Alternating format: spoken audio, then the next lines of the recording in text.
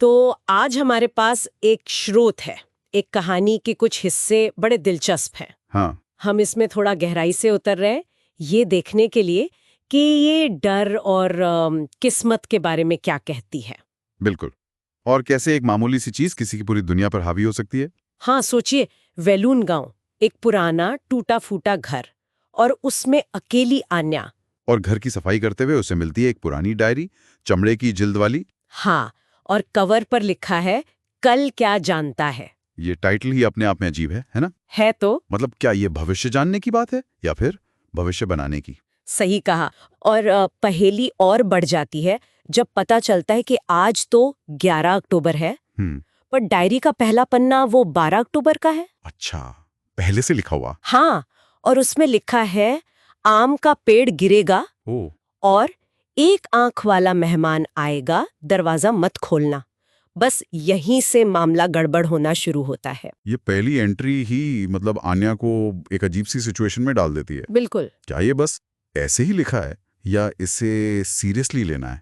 डर का पहला बीज तो बो दिया गया है। हाँ, और निर्देश भी साफ है, दरवाजा मत खोलना। ये सिर्फ भविष्यवाणी नहीं लग रही, ये जैसे कंट्रोल की शुरुआत है। और अगले ही दिन डर सच हो जाता है। क्या बात कर रही है? हाँ, तेज हवा चलती है और वो आम का पेड़ गिर जाता है। बाप रे। और दोपहर में दरवाजे पर दस्तक, और वहां एक बूढ़ा आदमी जिसकी बस एक आंख है। ठीक वैसा ही जैसा लिखा था। बिल्कुल। आन्या डर जाती है, डायरी की बात मानती है, दरवाजा नहीं खोलती। देखिए, यहाँ सिर्फ घटना का होना ही डरावना नहीं है, ये एहसास भी डरावना है कि डायरी की बात मानने से शायद कुछ बुरा होने से बच गया। सही। तो अब डायरी पर भरोसा बढ़ेगा, है ना? बिल्कुल, उसकी अगली बातें और ज्यादा मायने रखेंगी। और रखती भी हैं। 13 अक्टूबर लिखा है, बत्तियां 3 बार टिमटिमाएंगी।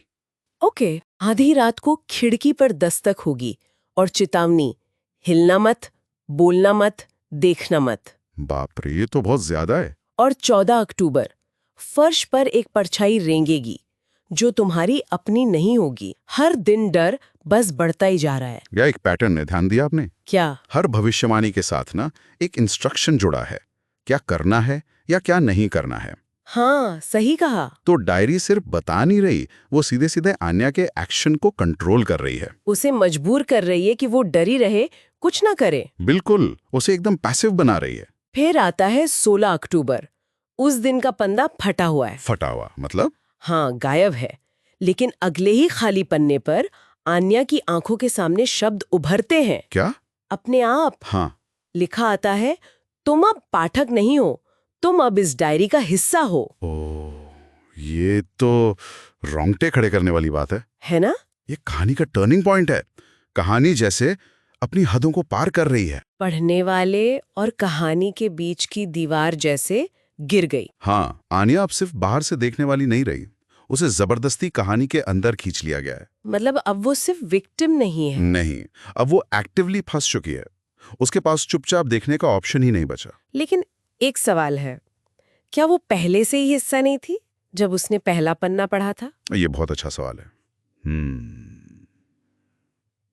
शायद वो अनजाने में पहले पन्ने से ही हिस्सा बन गई थी। हाँ, मुझे भी ऐसा ही लगता है। लेकिन अब डायरी ये बात साफ कर रही है, उसे बता रही है कि तुम सिर्फ दर्शक नहीं हो, तुम्हारी भूमिका अब सक्रिय है, चाहे तुम चाहो या ना चाहो। इसके बाद वो भागने की कोशिश करती है। 17 अक्टूबर की एंट्री में लिखा भी था कि वो ऐसा करेगी। अच्छा, ये भी लिखा था। हाँ, लेकिन गांव से बाहर जाने का रास्ता गायब है।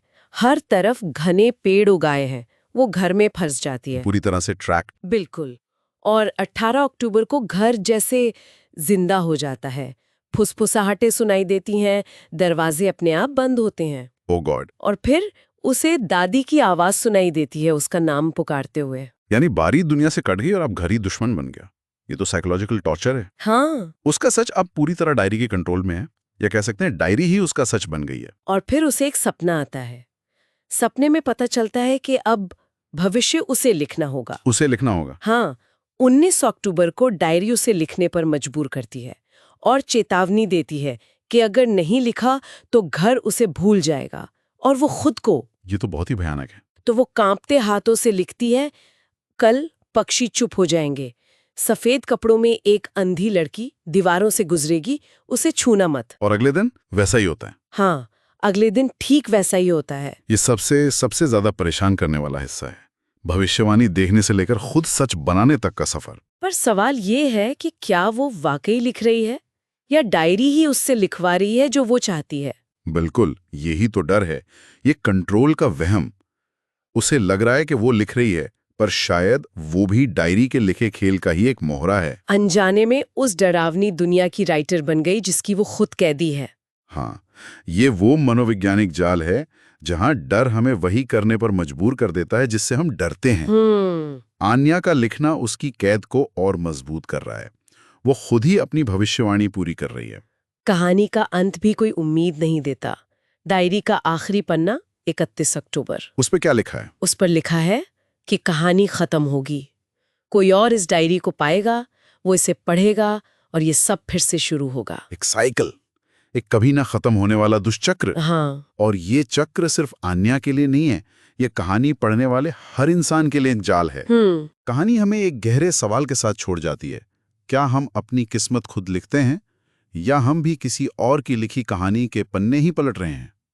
कहानी की आखिरी लाइन गूंजती रहती है, क्या आपने पन्ना पलटा? वाकई ये सोचने पर मजबूर कर देता है कि हमारी अपनी कहानियों को कौन लिख रहा है।